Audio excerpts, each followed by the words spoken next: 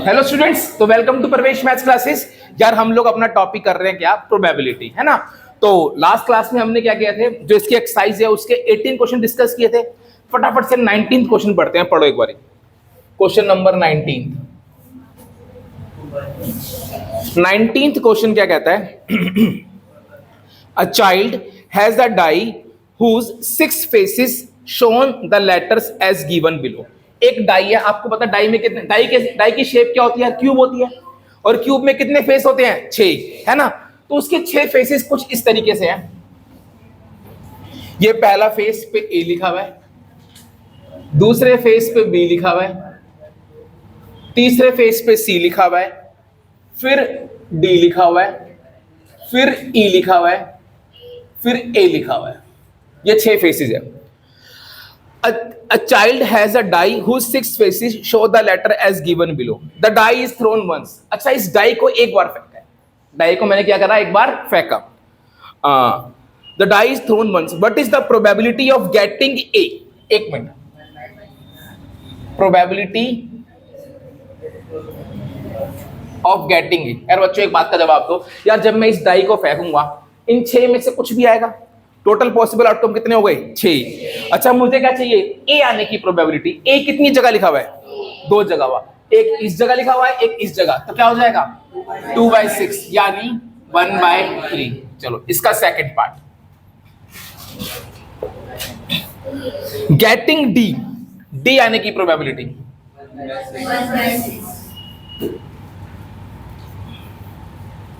D कितनी जगह लिखा हुआ है? एक जगह। तो क्या हो जाएगा? 1/6। समझ गए सारे? पक्का समझ गए? अच्छे से समझ गए? चलो ठीक है, नेक्स्ट अगला। अच्छा, क्वेश्चन नंबर 20 क्या बोला है? सपोज, अच्छा पहले एक फिगर गिवन है, ये बोलो नहीं प्लीज।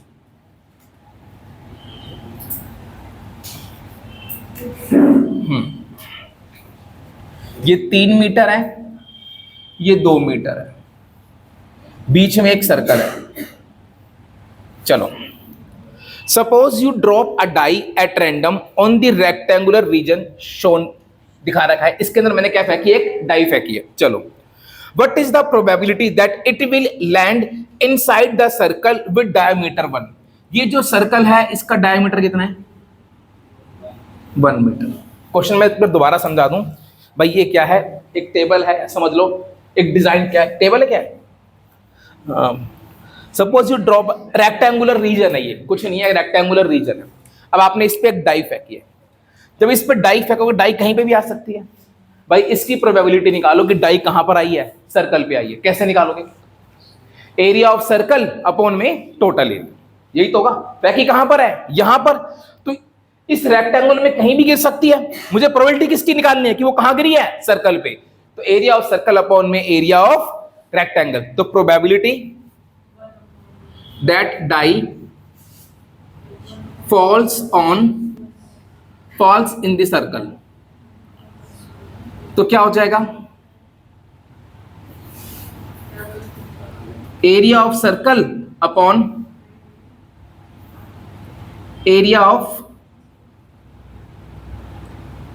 रेक्टेंगल। समझ गए? अब एरिया ऑफ सर्कल का फॉर्मूला क्या होता है यार? πr²। क्या हो जाएगा? पाई, डायमीटर कितना है? 1, तो रेडियस कितनी हो जाएगी? πr², 0.5। और एरिया ऑफ रेक्टेंगल कितना हो जाएगा? 3 × 2। तो कुछ पाई की वैल्यू गिवन है क्या? वैसे क्वेश्चन में बोला नहीं है पाई की वैल्यू यूज करो, तो जब वैसे नहीं बोला होता तो हम लोग नहीं यूज करते। 1/2 की स्क्वायर कितना हो जाएगा? 1/4। तो ऊपर हो जाएगा π/4 और नीचे हो जाएगा 6। अब अक्सर ये देखा गया है, बच्चे ना इसको गलत कर देते हैं। अच्छा बताओ, ये जो 6 है ये पाई के साथ आएगा या 4 के साथ आएगा? कितने बच्चे कह रहे हैं पाई के साथ आएगा? कितने बच्चे कह रहे हैं 4 के साथ आएगा? चलो भाई मैं बता देता हूं। अच्छा मुझे एक बात का जवाब दो, हमारी मेन डिवाइड ये थी, हमें इस चीज को इससे डिवाइड करना है, तो ये मेरी मेन डिवाइड है ना भाई। तो ऊपर क्या है? एक फ्रैक्शन, तो नीचे भी क्या बना लो? एक फ्रैक्शन बना लो। जब ये ऊपर जाएगा तो क्या बन जाएगा? रेसिप्रोकल हो जाएगा, तो बन जाएगा π/4 इंटू 1/6, तो आंसर कितना आ गया, π/24। आ गई बात समझ में, अच्छे से आ गई, पक्का आ गई, कोई डाउट किसी को? अच्छा एक बार नोट करो फिर, ये वाला स्टेप हमें प्रोबेबिलिटी निकालनी थी कि वो जो डाई है वो कहाँ गिरी है, सर्कल में गिरी है। जो डाई है वो कहाँ गिरी है, सर्कल में। तो इसकी प्रोबेबिलिटी क्या है, हमने इस पे एक डाई फेंकी है, तो हमें प्रोबेबिलिटी निकालने की वो डाई कहाँ गिरी है, सर्कल में। हमने इस रेक्टेंगुलर रीजन में एक डाई फेंकी है, प्रोबेबिलिटी किसकी निकालने की, वो कहाँ गिरी है, सर्कल में। तो कैसे निकालूंगा, area of circle upon area of rectangle. Area of circle का formula πr², area of rectangle का फॉर्मूला 3 × 2, तो ये π/4 हो जाएगा और ये क्या हो जाएगा 6/1। सॉल्व किया तो π/24 आ जाएगा। π/4 कैसे हुआ भाई, इसका एरिया ऑफ सर्कल का फॉर्मूला क्या होता है, πr², इसका डायमीटर कितना है 1, रेडियस कितनी हो जाएगी, मतलब 1/2, तो वही तो लिखा है πr²। समझ गई अब, चलो ठीक है, समझ गए सारे। अगर हम पाई की वैल्यू लिख लेंगे तो पाई की वैल्यू 22/7 होती है, 22/7 × 24, तो आपका आंसर आ जाएगा 11/84। देख लेना पीछे, शायद ये वाला आंसर होगा, क्योंकि पाई की वैल्यू तब यही ना, पाई वाला है ना, हाँ, क्योंकि पाई की वैल्यू तभी पुट करते हैं जब पाई की वैल्यू क्वेश्चन में गिवन हो, अदरवाइज नहीं करते। समझ गए, पक्का समझ गए। चलो नेक्स्ट पे चलते हैं। क्या नहीं, ये क्वेश्चन ठीक है, ऐसे क्वेश्चन से आते नहीं है, बट अब बेटा अब पता है क्या होता है, जनरली केस स्टडी आती है तो वहां पर ऐसे क्वेश्चन ही फंसेंगे। समझ गए ना। चलो नेक्स्ट क्वेश्चन पे चलते हैं, 21 पे। 21 क्या कहता है, a lot consist of 144 ball pens. Total pen कितने हैं, टोटल पेन्स हैं 144। आगे चलो, ऑफ विच 20 आर डिफेक्टिव।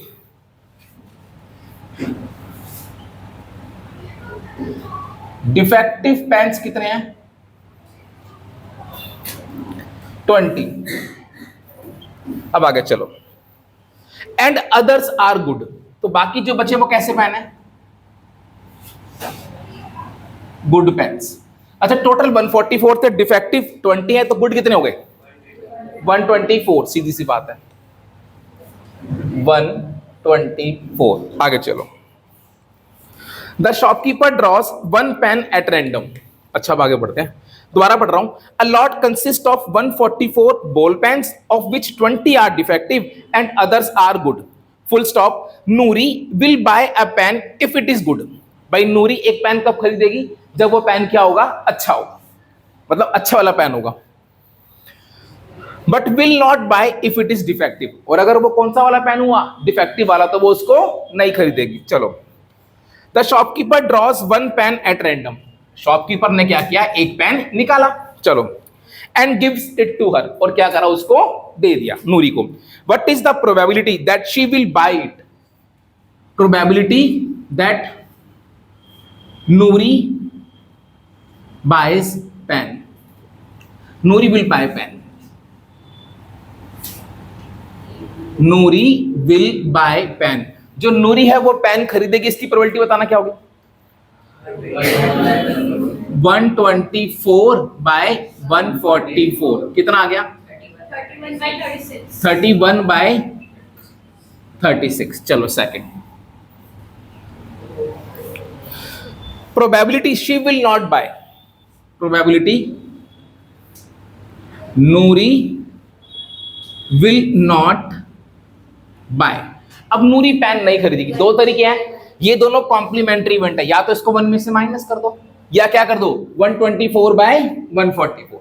मैं ये वाला कर देता हूं, 1 minus Noori will bye, LCM कितना आएगा 36, 36 माइनस 31, 5/36। समझ गए सारे, पक्का समझ गए। अच्छा नेक्स्ट, अगला क्वेश्चन, पहले से नोट कर लो।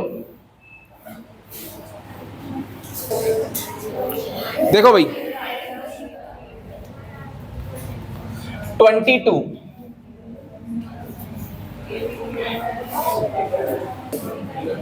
चलो भाई 22 पढ़ते हैं। Refer to example 13। भाई एक बार एग्जाम्पल 13 देख लो क्या था।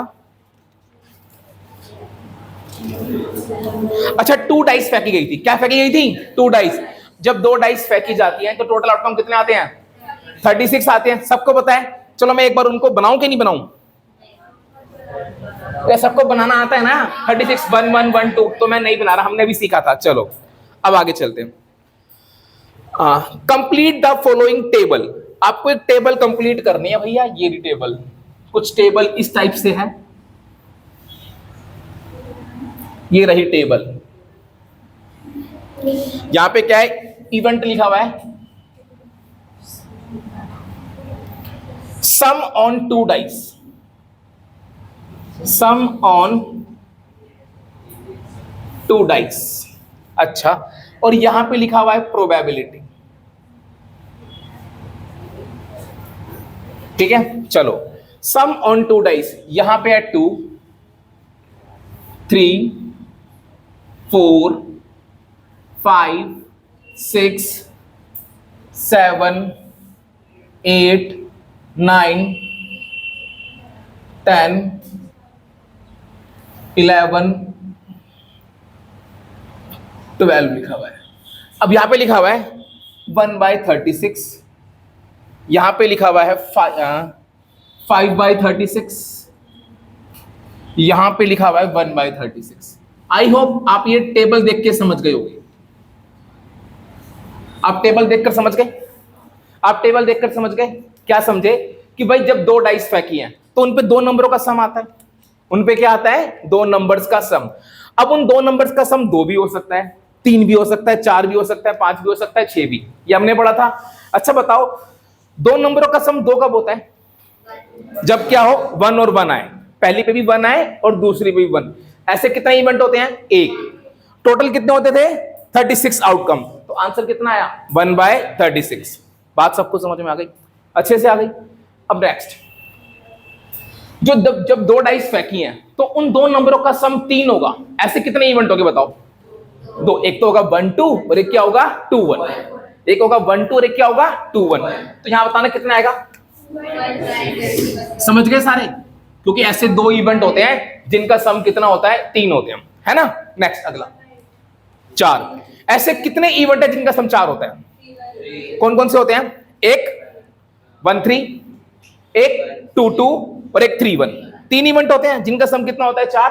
और टोटल कितने होते हैं? 36। तो आंसर क्या आएगा? 3/36 कैंसिल करते हैं ना, कितना आ जाएगा? 1/12। अब बताओ ऐसे कितने इवेंट होंगे जिनका सम 5 होगा? कौन कौन से?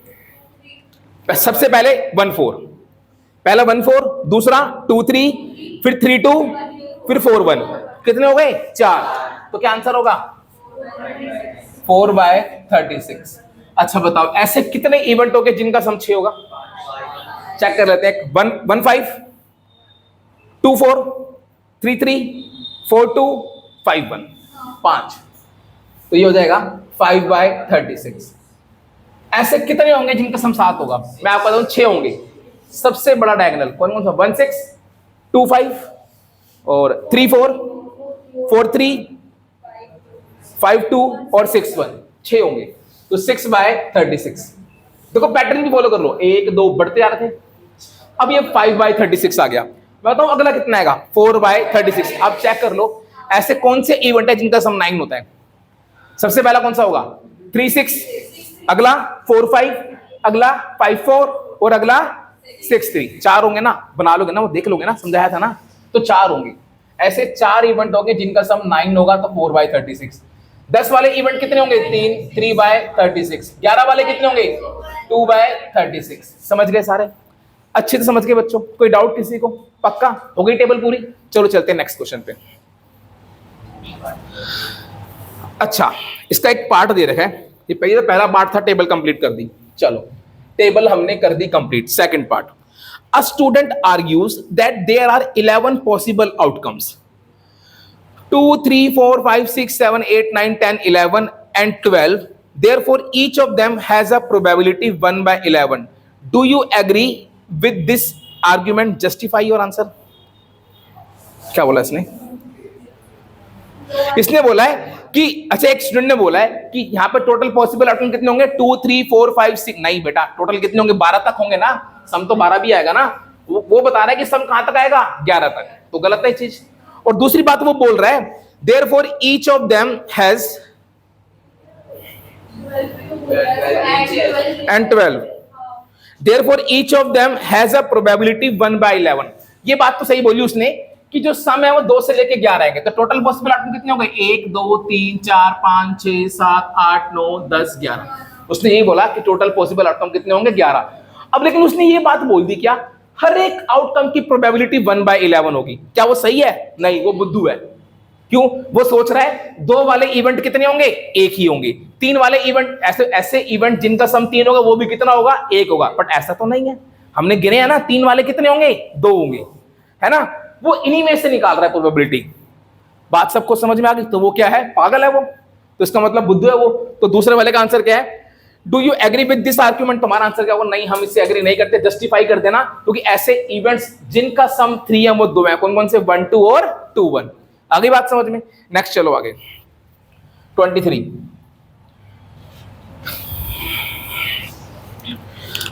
अ game consist of tossing a 1 rupee coin 3 times. अच्छा, जब एक 1 रुपी क्वाइन से हमें कोई लेना देना नहीं है, बात किसकी हो रही है, क्वाइन की।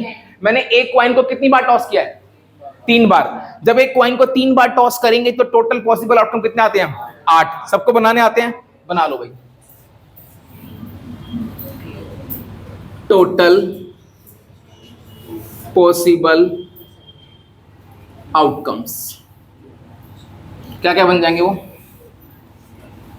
H H H H H T H T H H T T बनाने सिखाए थे ना। और बनेगा अगले, T H H T H T T T H T T T, ये बन गए। चलो अब आगे बढ़ते हैं।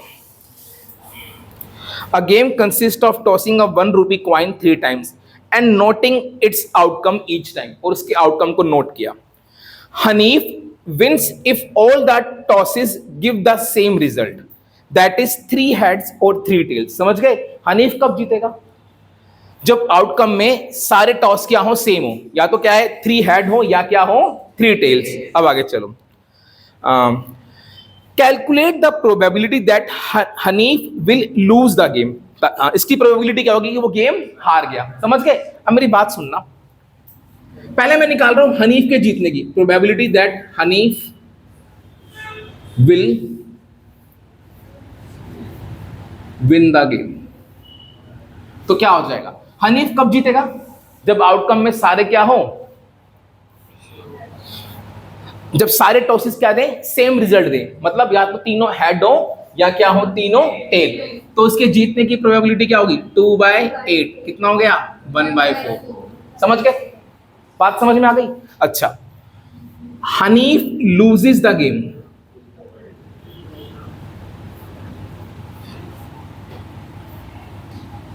Probability that Hanif will lose the game. अब 2 तरीके हैं, या तो इन दोनों को छोड़ दो, और अगर आपने ये निकाल लिया, ये उसके जीतने की है, इसको 1 में से माइनस कर दो। 4 माइनस 1 कितना हो गया, 3/4। तो ये उसके हारने की प्रोबेबिलिटी होगी। समझे यारो, पक्का समझ गए, अच्छे से समझ गए।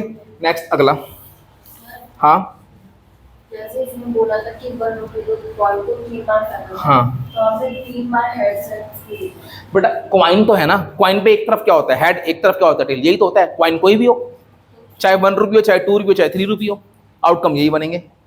कहा तो था तुम्हें कंफ्यूज करने के लिए बोला ये बात, समझ गए। चलो नेक्स्ट, चलो आगे।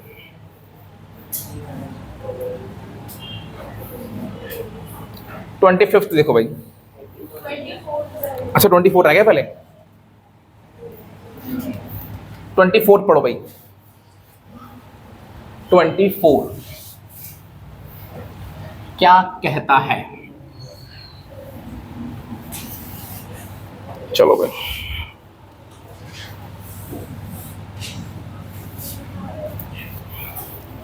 ये कहता है अ डाई इज थ्रोन ट्वाइस। अच्छा, डाई को 2 बार फेंका है, बहुत बार हो रहा है। कितने बनते हैं, 36 आउटकम, हम सबको पता है। चलो, व्हाट इज द प्रोबेबिलिटी, पहला that 5 will not come up either time, एक बार भी 5 नहीं आया, पहला पार्ट ही है। और दूसरा क्या है, 5 विल कम एटलीस्ट वंस। यार बच्चों इसके लिए मैं तुम्हें बना ही लेता हूं, समझ में आ जाएगा। Total possible outcomes,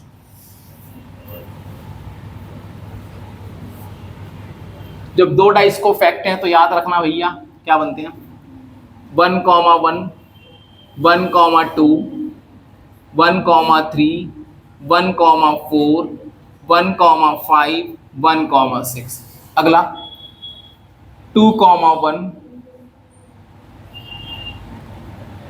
2, 3, 2, 4, 2, 5, 2, 6। अगला 3, 1, 3, 2, 3, 3, 3, 4, 3, 5, 3, 6। अगला 4, 1, 4, 2, 4, 3, 4, 4, 4, 5, 4, 6। अगला 5, 1, 5, 2, 5, 3, 5, 4, 5, 5, 6। भाई मैं थक गया, कोई और आके लिख दो, इतने सारे हैं ना ये। वो तो अच्छा हुआ उसने 3 नहीं बोला, अगर 3 डाई बोल देता तो बताना कितने बनते। वाह बेटा नलायको, मैंने तुम्हें फॉर्मूला बताया था 6 की पावर n। तुम मेरा नाम मुझे पता है अच्छे से डुबोगे, मतलब पूरा कीचड़ में लगा के डुबोगे, मुझे पक्का पता लग गया। और जब क्वाइन फेंकते हैं तो क्या फॉर्मूला था, 2 की power n, number of outcome के। वाह बेटा वाह, शुक्र करो बेटा आज वीडियो ऑन है, अगर आज वीडियो ऑन नहीं होती तो सुनो आज यहाँ पर क्या होता। तो कुछ नहीं होता, मैं तुम्हें दोबारा बताता हूँ क्या होता, वीडियो ऑफ करके भी मैं क्या कर लेता, है ना भाई। चलो देखो भाई नेक्स्ट, अब मैं कर रहा हूँ। हाँ इसका ये था पहला पार्ट। भाई इसने पहला पार्ट क्या बोला है बच्चों, बोलना क्या बोला है, क्या बोला है, 5 विल नॉट कम अप, और बोलो नहीं प्लीज, क्या बोला है, 5 will not come up either time. इस बात का मतलब क्या है, इस बात का मतलब क्या है कि 5 आया ही नहीं यार, एक बार भी नहीं आया 5, है ना। चलो तो देख लो ऐसे कौन कौन से इवेंट है। एक तो भाई ये वाली लाइन छोड़ दो, है ना, इसमें 5 है, और एक ये लाइन पूरी छोड़ दो, तो कितने हो गए, 1, 2, 3, 4, 5, 6, 7, 8, 9, 10। इसे दोबारा मत काउंट कर लेना, 11। कितने हो गए, 11। टोटल कितने होते हैं, 36, और 11 में 5 है, और मुझे एक भी 5 नहीं चाहिए, तो उन 11 को छोड़ दो, कितने बचे, 25। तो इसकी प्रोबेबिलिटी क्या हो जाएगी, 25/36। कुछ समझ में आया बच्चों, आ गया। अब आगे नेक्स्ट सेकंड, प्रोबेबिलिटी क्या चाहिए, 5 will come up at least once, 5 will come up at least once. कम से कम एक बार 5 आया है, कम से कम एक बार 5। इसका मतलब क्या है, क्या ये वाली लाइन आएगी, हाँ आएगी ना। कम से कम एक का मतलब है या तो इवेंट में एक बार 5 हो, या क्या हो, 2 बार 5। तो भाई 1, 2, 3, 4, 5 ये तो सारा आएगा, और उसके बाद ये वाली भी आएगी, है ना। अब फिर वही ध्यान से इसे 2 बार काउंट नहीं करना, कितनी बारी करना है, एक बारी। तो अगर मैं इसमें कर रहा हूं तो 6, और इसमें करूंगा तो कितने, 5। 6 और 5 कितने हो गए, 11। तो अब मैं आपको ये बात याद करा दूं, अगर वो बोल दे what is the probability that 4 will come at least once, तो आंसर क्या होगा, 11/36। कोई भी नंबर बोल दे, बात समझ में आ गई। वो बोल दे what is the probability that 6 come at least once, तो क्या आंसर होगा, 11/36। याद ही कर लो, ठीक है। चलो नेक्स्ट अगला क्वेश्चन 25th, ये रहा 25th कहता है, हाँ जी क्या,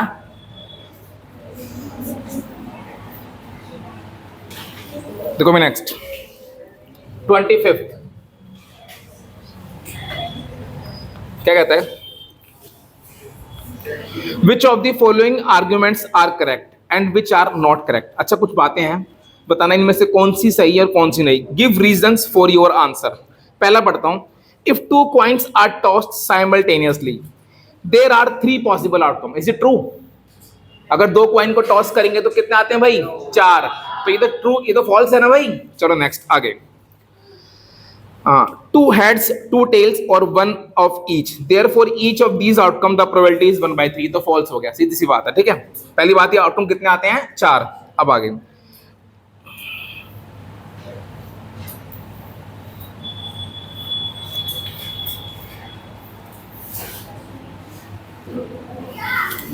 इसका सेकंड पार्ट देखो भाई, क्या बोला है। If a die is thrown there are 2 possible outcomes an odd number on an even number. ये सही है। अगर डाई को फेंकेंगे तो 2 आउटकम आएंगे, जो भी नंबर होगा या तो इवन होगा या तो ऑड। अब आगे बढ़ते हैं। Therefore the probability of getting an odd number is 1/2। ये सही है ना भाई। कोई भी नंबर आएगा या तो क्या होगा? इवन या तो ऑड। देख लो ना डाई पे, बात समझ में आ गई। तो ये वाला आर्ग्यूमेंट सही है। अच्छा, मैंने आपको ना 2 एग्जाम्पल छुड़वाए थे एक बार, याद है? वो देखो एक बार, कौन कौन सा था वो एग्जाम्पल?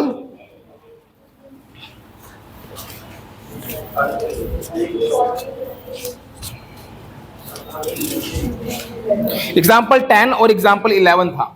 पहले एग्जाम्पल 11 देख लो एक बार, क्या है एग्जाम्पल 11। देखो भाई, क्या है, क्या बोला है? A missing helicopter is reported to have crashed somewhere in the rectangular region as shown in figure। एक मिसिंग हेलीकॉप्टर है, वो इस रेक्टेंगुलर रीजन में कहीं पे क्रैश हो गया भैया। चलो भाई करा दो क्रैश। ये दे रखा, ये कितनी है? 9 किलोमीटर। ये है 4.5 किलोमीटर। अच्छा, ये एक लेक है बच्चों यहां पर, ठीक है, और ये कितना है? 2 किलोमीटर, और ये एक लेक है। चलो, ये है 6 किलोमीटर, और ये सारा फॉरेस्ट है भाई, यहां पर ये सब फॉरेस्ट है। चलो अब आगे बढ़ते हैं। सही है भाई, यही दे रखा है। क्या पढ़ते हैं? A missing helicopter is reported to have crashed somewhere in the rectangular region shown in the figure। What is the probability that it crashed inside the lake? इसकी प्रोबेबिलिटी क्या है कि वो कहां गिरा है? लेक के अंदर गिरा है। कैसे निकालेंगे? भी करा था, एरिया ऑफ लेक अपॉन में area of rectangular reason. Probability helicopter crashed in lake, crashed in lake। चलो क्या हो जाएगा? Area of lake upon area of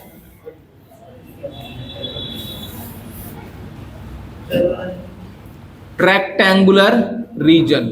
चलो एरिया ऑफ लेक क्या हो जाएगा? अच्छा मुझे बताना, लेक की शेप कैसी है? रेक्टेंगल है, तो जरा निकालते हैं। अच्छा बताओ ये कितना होगा? लगाओ दिमाग भाई। ये 9 है, ये 6 है, तो ये कितना हो जाएगा? 3 किलोमीटर। समझ गए बच्चों? यार ये 4.5 है, ये 2 है, तो बताओ ये कितना हो जाएगा? 2.5। समझ गए सारे? समझ गए सारे? तो अब देखो, एरिया ऑफ लेक हो जाएगा 3 इंटू दिस,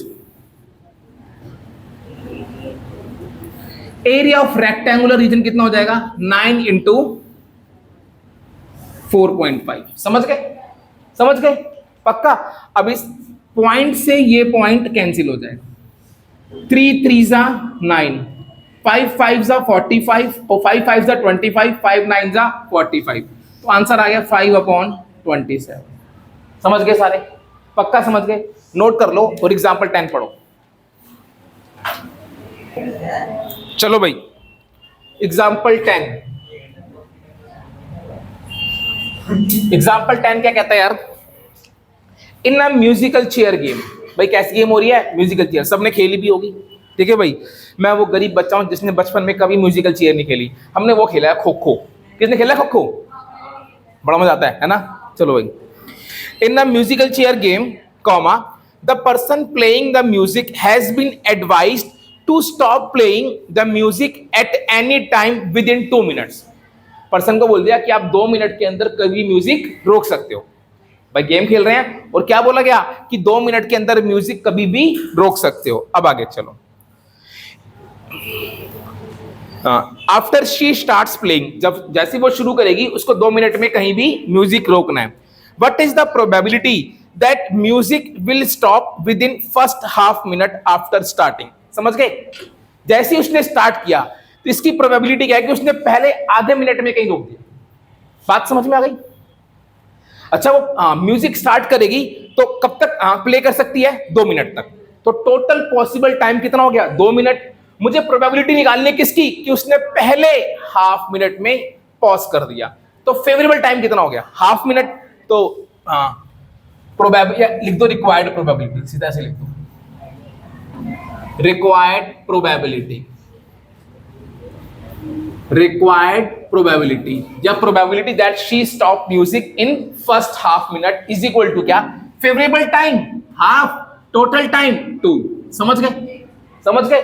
इसको सॉल्व कैसे करेंगे? ये मेन डिवाइड है तो नीचे क्या लगा देंगे? 1. क्या हो जाएगा? 1/2 इंटू 1/2, दैट इज 1/4 आंसर. समझ गए? समझ में आ गया? तो ये था भाई तुम्हारा प्रोबेबिलिटी. हमने सारे एनसीईआरटी के क्वेश्चन डिस्कस कर लिए. अब करेंगे इसके एक्स्ट्रा क्वेश्चंस. तो फिर आज के लिए इतना ही. मिलते हैं फिर नेक्स्ट क्लास में. तो आते रहिए और मैथ्स पढ़ते रहिए. बाय.